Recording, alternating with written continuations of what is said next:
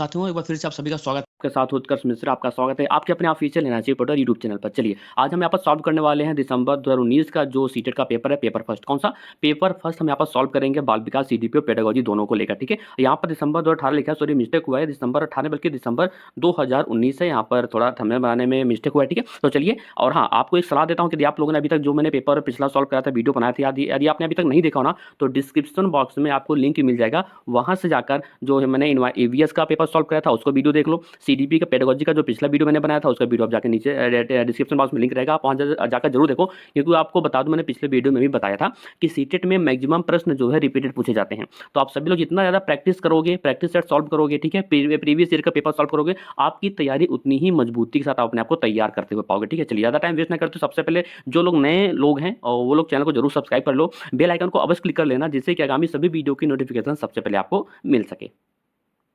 तो आप लोग देख सकते हो ये पेपर सेट ए है। यहाँ पर देखना कि मेन पेपर है। कौन सा मेन पेपर? आपको जब सीटेट की एग्जाम में बैठोगे ना आप, तो आपको यहाँ पर दो पेपर मिलेगा। एक तो आपको जो ऑप्शनल, जो आप सब्जेक्ट में फॉर्म में फिल किए रहते हो ऑप्शनल विषय, उसका अलग पेपर मिलता है। मेन पेपर में आपको सीडीपी का पोर्शन सब्जेक्ट रहता है, ईवीएस का रहता है और मैथ का रहता है। ठीक है, तो ये आपके कॉमन होते हैं। तो लेकिन जो आपका सब्जेक्टिव होता है वो आपका अलग रहता है, तो ध्यान देना। चलिए, इसको आप बी केयरफुली पढ़ लेना। जब भी यदि आप परीक्षा में पहली बार बैठ रहे हो ना, तीन सारे पॉइंट्स को बी केयरफुली पहले से पढ़ लेना। जो आप हमारे सीट में फिल करना, गोला करना ना, वो ध्यानपूर्वक करना, पूरा कंप्लीट होना चाहिए। कहीं यदि आप ऐसे करोगे तो ये गलत होता है, पूरा कंप्लीटली वो फुलफिल होना चाहिए, आप उसको ऐसे करना है। ठीक है, चलिए, और यहाँ पर आपकी जो बेसिक इन्फॉर्मेशन वो आपको फिल करना होगा। जो भी यहाँ पर देख लीजिए, आपका नाम है, रोल नंबर है, सेंटर का नाम है, आपके सिग्नेचर है। ठीक है, तो ये चीज़ आपको बी केयरफुली ध्यान देना है। चलिए, यहाँ पर देखिए, यहाँ पर सबसे पहले हम सॉल्व करने वाले कौन सा सब्जेक्ट आज है? बाल विकास और शिक्षा शास्त्र, यानी कि पेडागोजी एंड चाइल्ड डेवलपमेंट का। तो सबसे पहला प्रश्न यहाँ पर ये है, बेहतरीन प्रश्न है। पहला प्रश्न ये कि भाषा के अर्जन एवं विकास के लिए सर्वाधिक संवेदनशील अवधि कौन सी है? सर्वाधिक संवेदनशील अवधि इसमें से कौन सी है? जन्म पूर्व अवधि, प्रारंभिक बाल्यावस्था, मध्य बाल्यावस्था या फिर किशोरावस्था? देखिए, सबसे बेहतरीन प्रश्न है। दूसरा विकल्प यहाँ पर सही है। कौन सा है? वो है प्रारंभिक बाल्यावस्था, यानी कि दूसरा विकल्प सही है। The most critical period of acquisition and development of language is early childhood. कौन सा? अर्ली चाइल्डहुड इसका करेक्ट आंसर है। चलिए आगे बढ़ते हैं। दूसरा प्रश्न है कि निम्नलिखित में से कौन सी लॉरेंस कोहलबर्ग के द्वारा प्रस्तावित नैतिक विकास की एक अवस्था है? देखिए, एक प्रश्न आपका यहाँ पर बन गया, कभी कभी एग्जाम में पूछ लेता है कि प्रस्तावित नैतिक विकास की अवस्था का प्रतिपादन किस मनोविज्ञानी ने किया था? तो किया था लॉरेंस कोहलबर्ग या कोहलबर्ग, आप कुछ भी कह लो, कोहलबर्ग कह लो, कोहलबर्ग कह लो, दोनों एक ही नाम है। ठीक है, तो यहाँ पर कौन सा ऑप्शन दिया है? प्रसुप्ति अवस्था, सामाजिक अनुबंध अभिविन्यास, मूर्त संक्रियात्मक और उद्योग बनाम अधीनता अवस्था। तो इसमें से कौन सा विकल्प सही है? इसका भी दूसरा ही ऑप्शन सही है, सामाजिक अनुबंध अभिविन्यास। इसका इधर करेक्ट आंसर, यानी कि यही इसका विकल्प सही है। विच of the following is a stage of moral development proposed by Lawrence Kohlberg? तो इसका द सोशल कॉन्ट्रैक्ट ओरिएंटेशन, इसका इज द करेक्ट आंसर। देखिए, ज्यादा टाइम आपका वेस्ट नहीं करूंगा, पॉइंट टू पॉइंट बात करूंगा ताकि आपके अच्छे नंबर आ सके, आप ज्यादा से ज्यादा कम समय में ज्यादा तैयारी आप कर सको। ठीक है, चलिए, तीसरा प्रश्न यह कह रहा है कि कक्षा में परिचर्चा के दौरान एक शिक्षक प्रायः लड़कियों की तुलना में लड़कों पर अधिक ध्यान देता है, यह किसका उदाहरण है? ये जेंडर पक्षपात है, जेंडर पहचान है, या फिर जेंडर संबद्धता है, या फिर जेंडर समरूपता है? ये बहुत ही सरल क्वेश्चन है भैया, ये जेंडर पक्षपात है। यहाँ पर लिंग को देख, मतलब एक जेंडर को देखकर यहाँ पर जो पक्षपात किया जा रहा है, लड़कों को कम ध्यान देना, लड़कियों को ज्यादा ध्यान देना, या फिर लड़कियों को कम ध्यान देना, लड़कों पर ज्यादा ध्यान देना। तो इसका जेंडर पक्षपात यहाँ पर शिक्षक के द्वारा किया जा रहा है। यानी कि during classroom and discussion a teacher often pays more attention to boys than girls, this is an example of gender identity, नहीं जेंडर बियाज है। ठीक है, ये भी आप ध्यान देना। चलिए, अगला प्रश्न क्या है?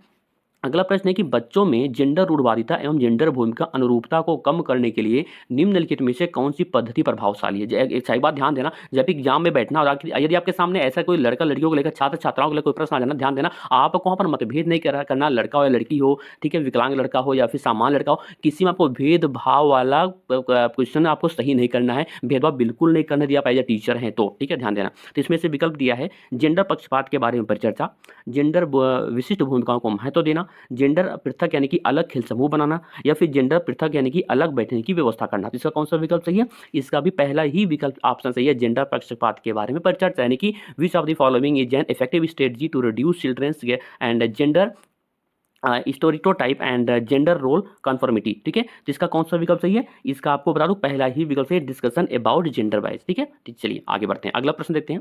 अगला प्रश्न है कि निम्नलिखित में से किस मनोवैज्ञानिक ने बच्चों को ज्ञान के सक्रिय जिज्ञासु के रूप में देखते हुए उनके चिंतन पर सामाजिक एवं सांस्कृतिक विषय वस्तुओं के प्रभाव को महत्व दिया है? कौन महत्व दिया है? जॉन वाटसन, लेवाइगोस्की, जीन पियाजे या फिर लॉरेंस कोहलबर्ग? कौन किया है? इसका कौन सा विकल्प सही है? इसका दूसरा विकल्प सही है। कौन? लेवाइगोस्की ने जो है इसका महत्व ज्यादा दिया, प्रकाश डाला था, प्रभाव दिया था। ठीक है, आगे बढ़ते हैं। अगला प्रश्न है कि जिग्सा क्या जिग-साव पहेली को करते समय 5 वर्ष की नजमा नजमा स्वयं से कहती है नीला टुकड़ा कहाँ है? कौन-सा? नीला टुकड़ा कहाँ है? नहीं, यह वाला नहीं, गाढ़े रंग वाला जिससे यह जूता पूरा बन जाएगा। यदि इस प्रकार की वार्ता को वाइगोत्स्की की किस तरह वाइगोत्स्की जो है किस तरह संबोधित करते हैं? यह व्यक्तिगत वार्ता है, जोर से बोलना, पाठ यानी कि ढाँचा पाठ कहते हैं उसको, या फिर आत्म केंद्रित वार्ता। इसमें से कौन-सा सही है? इसमें से आपका ये व्यक्तिगत वार्ता है, क्योंकि वो खुद से बात कर रही है, व्यक्तिगत वार्ता कहेंगे इसको, ठीक है? यानी कि प्राइवेट स्पीच होगा ये। इसका first is the correct answer. आगे बढ़ते हैं। अगला प्रश्न है कि बच्चों को संकेत देना तथा आवश्यकता पड़ने पर सहयोग प्रदान करना निम्नलिखित में से किसका उदाहरण है? प्रबलन, अनुबंधन, मॉडलिंग या फिर पाठ का मतलब होता है ढांचा, स्ट्रक्चर, ठीक है? तो ध्यान देना आप। सॉरी, इसके फोल्डिंग भी इसको कह सकते हैं आप। तो इस सातवें का कौन सा विकल्प सही है? इसका चौथा विकल्प यानी कि पाढ़ने की ढांचा है कौन सा? इसका folding is the right answer. चलिए आगे बढ़ते हैं। अगला प्रश्न है कि निम्नलिखित व्यवहारों में से कौन सा जीन पियाजे के द्वारा प्रस्तावित मूर्त संक्रियात्मक अवस्था को विशेषित करता है? ध्यान दीजिएगा, जीन पियाजे ने टोटल 4 अवस्थाओं को यहाँ पर 4 कैटेगरी में बांटा था। पूर्व संक्रियात्मक, मूर्त संक्रियात्मक, इस पर 2 भी और है, ठीक है? चलिए इसको हम डिस्क्रिप्टिव वीडियो में बात करेंगे यहाँ पर नहीं। तो यहाँ इसमें विकल्प दिया है परिकल्पित, निगमनात्मक तर्क, साध्यात्मक विचार, या फिर संरक्षण, कक्षा समावेशन, या फिर आस्थगित अनुक्रमण, पदार्थ अस्थायित्व, या फिर प्रतीकात्मक खेल यानी कि विचारों की अनुक्रमणीयता, ठीक है? तो यहाँ पर कौन सा विकल्प इसका सही है? इसका कौन सा विकल्प? बहुत ही बेहतरीन प्रश्न है, जीन पियाजे का ध्यान देना। तो इसका दूसरा विकल्प ही सही है, संरक्षण यानी कि कक्षा समावेशन। ओके, आगे बढ़ते हैं। अगला प्रश्न है कि बच्चों के संज्ञानात्मक विकास के संदर्भ में निम्नलिखित में से कौन सी जीन पियाजे की संरचना है? स्कीमा, अवलोकन, अधिगम, अनुबंधन, या फिर प्रबलन? कौन सा विकल्प सही है? इसका पहला ही schema is the correct answer. पहला ही विकल्प इसका जो है बिल्कुल सही है, ठीक है? 10वें प्रश्न की तरफ बढ़ते हैं। अगला प्रश्न ये कह रहा है कि आकलन का प्राथमिक उद्देश्य क्या होना चाहिए? भाई आकलन यदि आप कर रहे हैं, एज ए टीचर आप हैं, आकलन कर रहे हैं बच्चों का, तो आपका प्राथमिक जो उद्देश्य है, पहला उद्देश्य है, वो क्या होना चाहिए? विद्यार्थियों के लिए श्रेणी निश्चित करना, या फिर संबंधित अवधारणाओं के बारे में बच्चों की स्पष्टता तथा भ्रांतियों को समझना, या फिर विद्यार्थियों के प्राप्तांकों के आधार पर उनको नामांकित करना, या फिर रिपोर्ट कार्य में उत्तीर्ण या अनुत्तीर्ण अंकित करना? कौन सा विकल्प सही है? इसका दूसरा ही विकल्प सही है, संबंधित अवधारणाओं के बारे में बच्चों की स्पष्टता तथा भ्रांतियों को समझना। यदि आप इनमें से तीनों में से कोई ये विकल्प चूज करता, आप पक्षपात कर रहे होते हैं, तो ऐसा आपको भी बिल्कुल नहीं करना है, ठीक है? आगे बढ़ते हैं। अगला प्रश्न ये है, सॉरी भाई एक मिनट। अगला प्रश्न है कि निम्नलिखित कथनों में से कौन सा बुद्धि के बारे में सही है? बुद्धि एक निश्चित योग्यता है जो जन्म के समय ही निर्धारित होती है, या फिर बुद्धि को मानकीकृत परीक्षणों के प्रयोग से सटीक रूप से मापा एवं निर्धारित किया जा सकता है? तीसरा विकल्प एक है कि बुद्धि एक एकात्मक कारक तथा एक एकाकी विशेषक है। चौथा ऑप्शन ये है कि बुद्धि बहुआयामी है तथा जटिल योग्यताओं का एक समूह है। कौन सा विकल्प सही है? इसका चौथा ही विकल्प सही है, यानी कि बुद्धि बहुआयामी है तथा जटिल योग्यताओं का एक समूह है, यानी कि intelligence is an multi dimensional and set of complex abilities, ठीक है? इसका fourth is the correct answer. चौथा विकल्प बिल्कुल सही है। अगला प्रश्न ये है कि रूही हमेशा समस्या के एकाधिक समाधानों के बारे में सोचती है। इनमें से काफी समाधान मौलिक होते हैं। रूही किन गुणों का प्रदर्शन कर रही है? सृजनात्मक विचारक, अभिसारिक विचारक, अन्वय विचारक, या फिर आत्मकेंद्रित विचारक? कौन सा विकल्प सही है? इसका पहला ही ऑप्शन से सृजनात्मक विचारक यानी कि क्रिएटिव थिंकर है। वो कौन है? जो रूही है वो क्रिएटिव थिंकर टाइप की लड़की है। चलिए आगे बढ़ते हैं। अगला प्रश्न है कि शिक्षण अधिगम प्रक्रिया में वंचित समूह से संबंधित विद्यार्थियों के द्वारा सहभागिता कम होने की स्थिति में एक शिक्षक को क्या करना चाहिए? एक शिक्षक को उस कंडीशन में क्या करना चाहिए? बच्चों को विद्यालय छोड़ने के लिए कहना चाहिए, या फिर इस स्थिति को जैसी है स्वीकार कर लेना चाहिए, या फिर इन विद्यार्थियों से अपनी अपेक्षाओं को कम करना चाहिए, या फिर अपनी शिक्षण पद्धति पर विचार करना चाहिए तथा बच्चों की सहभागिता में सुधार करने के लिए नए तरीके ढूंढने चाहिए? कौन सा विकल्प सही है? चौथा विकल्प बिल्कुल सही है, यही is the correct answer. Reflect on her own teaching and find ways to improve students involvement, ठीक है? इसका चौथा विकल्प एकदम करेक्ट है। और हाँ, एक आपको ट्रिक बता दीजिए, आपको यदि आपको सामने कुछ ऐसे प्रश्न आते हैं जिसका आपको नहीं आ रहा, आपको नहीं पता किसमें से कौन सा भाई सही है, यदि उसमें जो सबसे लंबा विकल्प होना, सबसे बड़ा विकल्प, आप उसी को टिक कर देना, बिल्कुल सही आप जाओगे, ठीक है? चलिए आगे बढ़ते हैं। अगला प्रश्न है कि एक समावेशी कक्षा में एक शिक्षक को विशिष्ट शैक्षिक योजनाओं को तैयार नहीं करना चाहिए, कभी कभी तैयार करना चाहिए, सक्रिय रूप से तैयार करना चाहिए, या फिर तैयार करने के लिए हतोत्साहित होना चाहिए? प्रोत्साहित यहाँ पर हतोत्साहित दे दिया, ये तो बिल्कुल ही गलत होगा। तो इसमें से कौन सा विकल्प सही है? इसका तीसरा विकल्प सही है, सक्रिय रूप से आपको तैयार करना चाहिए, यानी कि शुड एक्टिवली प्रिपेयर, ठीक है? आगे बढ़ते हैं। अगला प्रश्न है कि पठन वैफल्य बच्चों के प्राथमिक लक्षण क्या हैं? न्यून अवधान विकार, अपसारी चिंतन यानी कि पढ़ने में धारा प्रवाह पढ़ने की अक्षमता, या फिर एक ही गतिविधि कार्य को बार बार दोहराना? कौन सा विकल्प सही है? इसका तीसरा विकल्प सही है, धारा प्रवाह पढ़ने की अक्षमता ही पठन वैफल्य एक लक्षण है बच्चों के प्राथमिक, ठीक है? आगे बढ़ते हैं। अगला प्रश्न एनसीएम 2009 से पूछ ले। कहाँ से? एनसीएफ 2009 से। प्रश्न है कि शिक्षा का अधिकार अधिनियम 2009 में उल्लेख की गई समावेशी शिक्षा की अवधारणा निम्नलिखित में से किस पर आधारित है? व्यवहारवादी सिद्धांत, अशक्त बच्चों के प्रति एक सहानुभूति का वृत्ति, या फिर अधिकार आधारित मानवतावादी परिप्रेक्ष्य। मुख्यतः व्यावसायिक शिक्षा उपलब्ध करा करके अशक्त बच्चों को मुख्यधारा में शामिल करना। कौन सा विकल्प सही है इसका? इसका आपको बता दूं कि तीसरा विकल्प बिल्कुल सही है, अधिकार आधारित मानवतावादी परिप्रेक्ष्य। ओके, आगे बढ़ते हैं। अगला प्रश्न ये कह रहा है कि संरचनावादी ढांचे में अधिगम प्राथमिक रूप से कैसा होना चाहिए? ये अंतर्गत याद करने पर आधारित होना चाहिए, या फिर है प्रबलन पर केंद्रित है, अनुबंधन द्वारा अर्जित है, या फिर अवबोधन की प्रक्रिया पर केंद्रित है? तो इसमें से चौथा विकल्प सही है, अवबोधन की प्रक्रिया पर केंद्रित, यानी कि focused on the process of meaning making. Okay, इसका fourth is the correct answer. आगे बढ़ते हैं। अगला प्रश्न है कि अनेक घटनाओं के बारे में बच्चों द्वारा बनाए गए सहजानुभूत सिद्धांतों के संदर्भ में शिक्षिका को क्या करना चाहिए? शिक्षिका को क्या करना चाहिए? बच्चों के इन सिद्धांतों को अनदेखा करना चाहिए, बच्चों को दंडित करना चाहिए, बार बार याद करने के द्वारा एक सही सिद्धांत से बदल देना चाहिए, या फिर प्रतिकूल प्रमाणिक उदाहरणों से को प्रस्तुत करके बच्चों के इन सिद्धांतों को चुनौती देना चाहिए? इसमें से कौन सा चौथा विकल्प बिल्कुल सही है, यानी कि should be challenged bye presenting counter and evidence and examples. ठीक है, तो इसका चौथा विकल्प एकदम सही है। आगे बढ़ते हैं। अगला प्रश्न है कि छात्र केंद्रित शिक्षा शास्त्र की क्या विशेषता है? केवल पाठ्यपुस्तकों पर निर्भर होना, बच्चों के अनुभवों को प्रमुखता देना, यंत्रवत याद करना, या फिर योग्यता के आधार पर विद्यार्थियों को नामांकित करना तथा वर्गीकरण करना? कौन सा विकल्प सही है इसका? इसका दूसरा विकल्प बिल्कुल सही है, बच्चों के अनुभवों को प्रमुखता देना, यानी कि giving primacy of children's experience. ठीक है, इसका दूसरा विकल्प एकदम करेक्ट है। आगे बढ़ते हैं। संवेग एवं संज्ञान एक दूसरे से हैं, क्या हैं? पूर्णतः अलग हैं, स्वतंत्र हैं, सन्निहित हैं, या फिर संबंधित हैं? क्या है ये बिल्कुल क्या है? सन्निहित हैं। तीसरा विकल्प सही है, and the inter women with. Okay, चलिए आगे बढ़ते हैं। अगला प्रश्न है कि संरचनावादी सिद्धांतों के अनुसार अधिगम के बारे में निम्नलिखित कथनों में से कौन सा सही है? कौन सा सही आपको ये चूज करना है? अधिगम पुनरुत्पादन एवं अस्मरण की प्रक्रिया, अधिगम यंत्रवत याद करने की प्रक्रिया, अधिगम आवृत्तीय संबंध के द्वारा व्यवहारों का अनुबंधन है, या फिर अधिगम सक्रिय विनियोजन के द्वारा ज्ञान की संरचना की प्रक्रिया है? कौन सा विकल्प सही है इसका? इसका चौथा विकल्प बिल्कुल सही है, यानी कि अधिगम सक्रिय विनियोजन के द्वारा ज्ञान की संरचना की प्रक्रिया है। ओके, चलिए आगे बढ़ते हैं। अगला प्रश्न है कि विद्यार्थियों को अस्पष्ट उदाहरण और एवं गैर उदाहरण देने की क्या परिणाम है? क्या परिणाम है यहाँ पर? कौन सा? अवधारणात्मक परिवर्तनों को प्रोत्साहित करने के लिए यह एक प्रभावशाली तरीका है, या फिर यह विद्यार्थियों के दिमाग में भ्रांति उत्पन्न करता है? तीसरा विकल्प है कि यह अवधारणाओं की समझ में अभाव पैदा करता है, और चौथा विकल्प यह कह रहा है कि यह अवधारणात्मक समझ के बजाय कार्यविधिक या फिर प्रक्रियात्मक ज्ञान पर ध्यान केंद्रित करता है। तो कौन सा विकल्प इसमें सही है? इसमें आपका पहला ही विकल्प सही है, अवधारणात्मक परिवर्तनों को प्रोत्साहित करने के लिए यह एक प्रभावशाली तरीका है। ओके, अगला प्रश्न है कि बच्चों को अधिगम गतिविधियों में भागीदारी करने के लिए लगातार पुरस्कार देना व दंड का प्रयोग करने से क्या प्रभाव पड़ता है? यदि आप ऐसा करते हैं कंटिन्यू, तो बच्चों पर क्या प्रभाव पड़ेगा? बाहरी प्रेरणा कम होती है, आंतरिक प्रेरणा बढ़ती है, या फिर यह बच्चों को प्रदर्शन आधारित लक्ष्यों के बजाय निपुणता पर ध्यान देने के लिए प्रोत्साहित करेगा? चौथा विकल्प ये कह रहा है कि अधिगम में बच्चों की स्वाभाविक अभिरुचि तथा जिज्ञासा कम होगी।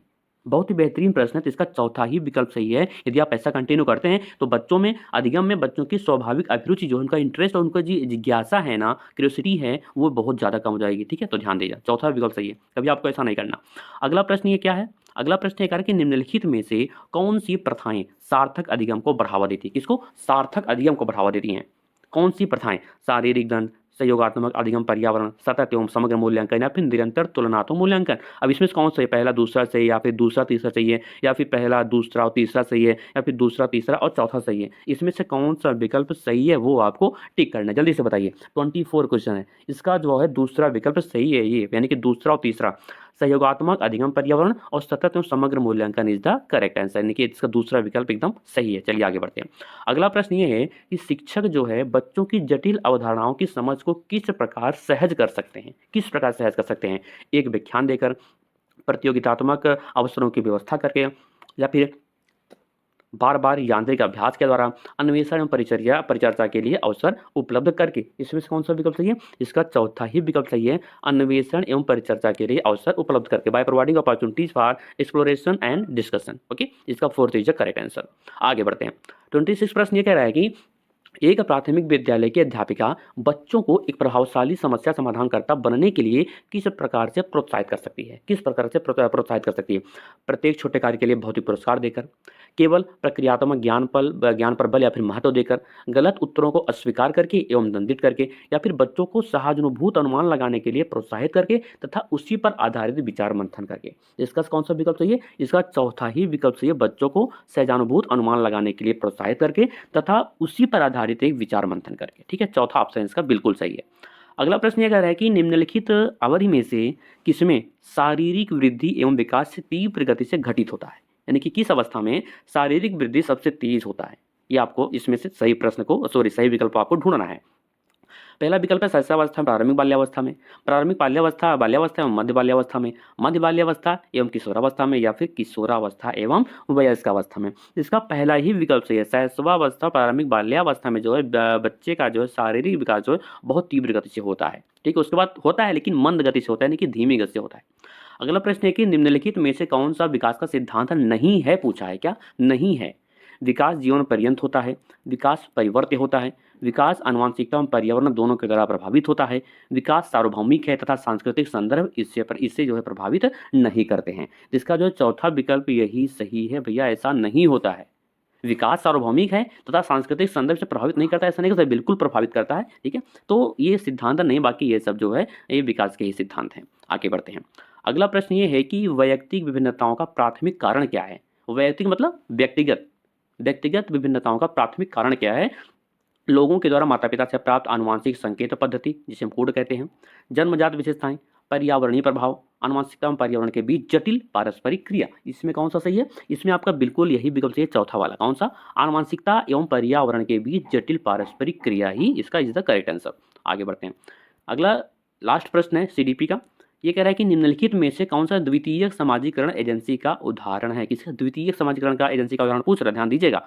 पहला विकल्प है परिवार एवं पास पड़ोस, परिवार एवं मीडिया, विद्यालय एवं मीडिया, या फिर मीडिया एवं पास पड़ोस। इसका कौन सा विकल्प सही है? इसका तीसरा ही विकल्प सही, विद्यालय और मीडिया इसका जो है द्वितीय समाजीकरण एजेंसी का एक जीता जागता उदाहरण है। तो आपके 30 जो है क्वेश्चन बिल्कुल आपके मैंने करा दिए सीडीपी से संबंधित। और ये जो पेपर था ना, ये पेपर दिसंबर 2019 में जो पूछा गया था, पेपर आया था उसका फर्स्ट पेपर उसमें था, यही पेपर था। ठीक है, तो ध्यान देना। और आपको कोई डाउट हो तो आप नीचे कमेंट करके पूछ लेना, और आपको जानकारी कैसे लगी, वीडियो कैसे लगी, आप कमेंट करके जरूर हमें बता देना, ताकि आपके लिए और भी सटीक प्रश्न अभी आपके लिए प्रैक्टिस सेट भी लाऊंगा। जो आपका एग्जाम एक हफ्ते रह जाएगा ना, अभी उससे भी कम, तो आपके लिए प्रैक्टिस सेट भी लाऊंगा। ठीक है, अभी मैं प्रीवियस ईयर का करा रहा हूँ, प्रैक्टिस सेट भी आएगा स्पेशल आपके, ताकि आप लोग अच्छे नंबर इस बार ज्ञान कर सको। चलिए साथियों, मिलते हैं अगले वीडियो में, तब तक के लिए bye bye and all the best.